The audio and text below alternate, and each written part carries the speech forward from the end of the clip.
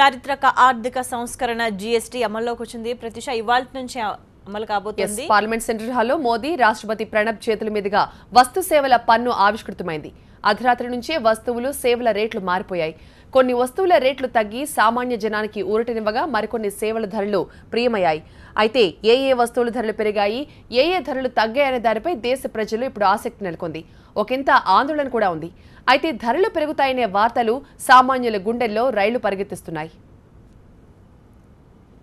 GST ఆర్థిక సంస్కరణ మాత్రమే కాదు, దేశాన్ని ఏకతాటిపైకి తెచ్చే వ్యవస్థ అన్నారు ప్రధాని మోదీ.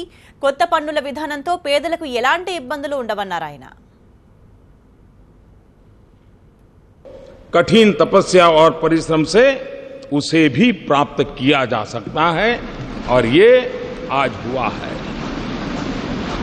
हम कल्पना करें कि देश आजाद हुआ, 500 से ज्यादा रियासतें थी। अगर सरदार वल्लभ भाई पटेल ने इन रियासतों को मिलाकर के देश को एक न किया होता, देश का एकीकरण न किया होता, जीएसटी के द्वारा आर्थिक एकीकरण का एक महत्वपूर्ण काम हो रहा है। अब गंगानगर से लेकर के ईटानगर तक, लेह से लेकर के लक्षद्वीप तक, वन नेशन वन टैक्स। పన్నుల వ్యవస్థలో నూతన శకానికి నాంది పలికింది కేంద్రం. జీఎస్టీతో దేశ ఆర్థికాభివృద్ధి ఊపందుకుంటుందన్నారు ఆర్థిక మంత్రి జైట్లీ. జీఎస్టీ రూపకల్పనకు 15 ఏళ్ల సమయం పట్టిందని, అందుకు ప్రత్యక్ష సాక్షి రాష్ట్రపతేనన్నారు Jaitley. The GST may be a destination tax, but for India it will begin altogether a new journey. It's a journey where India will awake to limitless possibilities, to expand its economic horizons and loftier political visions. The old India was economically fragmented. The new India will create one tax, one market, and for one nation. It will be an India where the center and the states work together cooperatively and harmoniously towards the common goal of shared prosperity. It will be an India which will write a new destiny.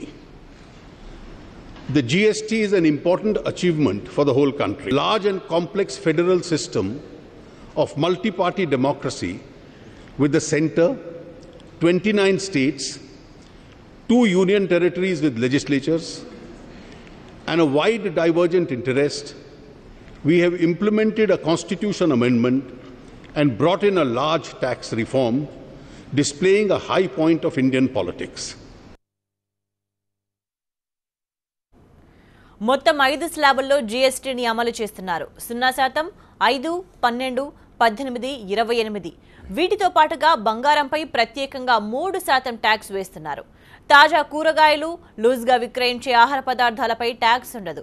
అదే షాపుల్లోకెళ్లి ఇవే వస్తువులు ప్యాకెట్స్లో కొంటే వాటిపై 5% tax పడుతుంది. Tea, కాఫీలపై పన్ను తగ్గినా వాటి రవాణా ఖర్చులతో రేట్లు మాత్రం పెరిగే అవకాశం ఉంది. మన దేశంలో తయారయ్యే సెల్ ఫోన్ల రేట్లు తగ్గుతాయి. విదేశీ బ్రాండ్ల మొబైల్ ఫోన్ల రేట్లు పెరుగుతాయి.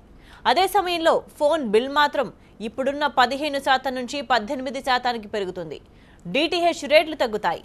కేబుల్ ఛార్జీల రేట్లు పెరుగుతాయి. మొదట ఎరువులు, ట్రాక్టర్లు, వ్యవసాయ ఉత్పత్తులపై 15% జీఎస్టీని విధించింది కేంద్రం. అయితే అన్ని వర్గాల నుంచి పెద్ద ఎత్తున విమర్శలు రావడంతో చివరి నిమిషంలో వెనక్కి తగ్గింది. ఎరువులతో పాటు పలు వ్యవసాయ ఉత్పత్తులపై ట్యాక్స్ ను 5%కి తగ్గించింది. దీంతో రైతులు ఊపిరి పీల్చుకున్నారు. బంగారం కొనాలనుకునే వారి ఆశలపై కూడా జీఎస్టీ నీళ్లు చల్లింది. ప్రస్తుతం దిగుమతి సుంకాలు కలుపుకొని బంగారంపై 2%, 2.5% పన్ను వసూలు చేస్తున్నారు. ఇప్పుడు మొత్తానికి అదనంగా జీఎస్టీలో బంగారంపై 3% పన్ను చెల్లించాలి. అయితే ఈ మోత ఇక్కడితోనే ఆగుతుందనుకుంటే పొరపాటే. బంగారం దిగుమతులు తగ్గించడానికో వసూళ్లు పెంచుకోవాలనే ఉద్దేశంతోనో మళ్లీ సర్ఛార్జ్ విధిస్తే గోల్డ్ షాపింగ్ భారం అవుతుంది. పైగా అవసరాన్ని బట్టి జీఎస్టీ మండలి మునుముందు బంగారంపై పన్నును పెంచినా ఆశ్చర్యపోనక్కర్లేదని మరో వాదన వినిపిస్తోంది.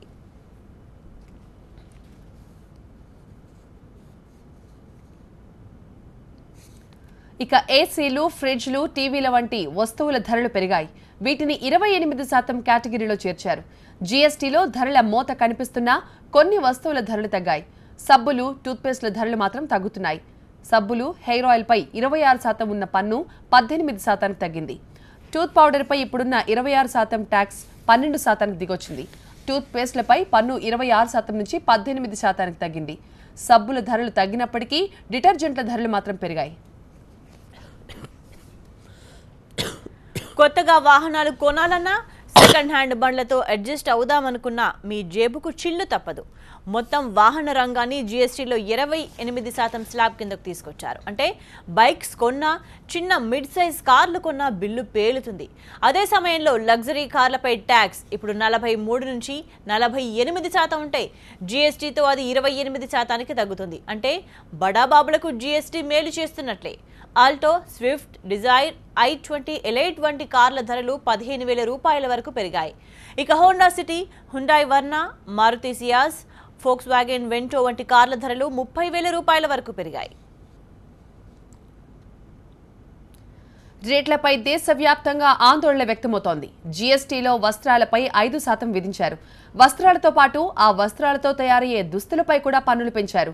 1,000 రూపాయలు అంతకు తక్కువగా ఉండే దుస్తులపై 5% పన్ను విధించారు. అదే 1,000 ఆ పైన ఖరీదు దుస్తులపై 12% పన్ను అమల్లోకి వచ్చింది. 500 రూపాయలలోపు ధర ఉన్న పాదరక్షలపై 5% ట్యాక్స్ విధించారు. పాదరక్షల ధర 500 దాటితే 18% జీఎస్టీ బాదుడు ఉంటుంది. అందుకే జనం గగ్గోలు పెడుతున్నారు. ఔషధాల తయారీలోని ముడి పదార్థాలపై ప్రస్తుతం 12% ట్యాక్స్ వసూలు చేస్తున్నారు. జీఎస్టీలో వీటిపై 18% పన్ను భారం మోపారు. ఇది కాకుండా మరో భారం ఉంది. ఇన్సులిన్ మినహా ఇతర ప్రాణాధార ఔషధాలపై ఇప్పుడు వసూలు చేస్తున్న 9% ట్యాక్స్ను జీఎస్టీలో 12%కి పెంచారు. అంటే ఔషధాలపై ట్యాక్స్ పెరిగింది, ఔషధ ముడి పదార్థాలపై కూడా ట్యాక్స్ పెరిగింది. ఒక రకంగా చెప్పాలంటే మందుల ధరలు 2 సార్లు పెరిగే పరిస్థితులు ఉన్నట్టు అర్థమవుతుంది. మొత్తంగా జీఎస్టీపై భిన్నాభిప్రాయాలు వినిపిస్తున్నాయి. కేంద్రం చాలా తెలివిగా జనం మీద భారం మోపుతోందన్న విమర్శలు వెల్లువెత్తుతున్నాయి. గతంలో జీఎస్టీని తీవ్రంగా వ్యతిరేకించిన మోదీ ఇప్పుడు మాత్రం చారిత్రక సంస్కరణ అంటూ స్వాగతించారు. గుజరాత్ ముఖ్యమంత్రిగా జీఎస్టీ అమలు కావడం సాధ్యం కాదన్న ఆయన ఇప్పుడు ప్రధానమంత్రిగా అదే జీఎస్టీని తన చేతుల మీదుగా ఆవిష్కరించారు. అసలు మోదీ గతంలో ఏమన్నారు, ఇప్పుడేమన్నారో ఓసారి చూద్దాం. जीएसटी के संबंध में गुजरात सरकार ने और भारतीय जनता पार्टी का स्टैंड बहुत साफ है.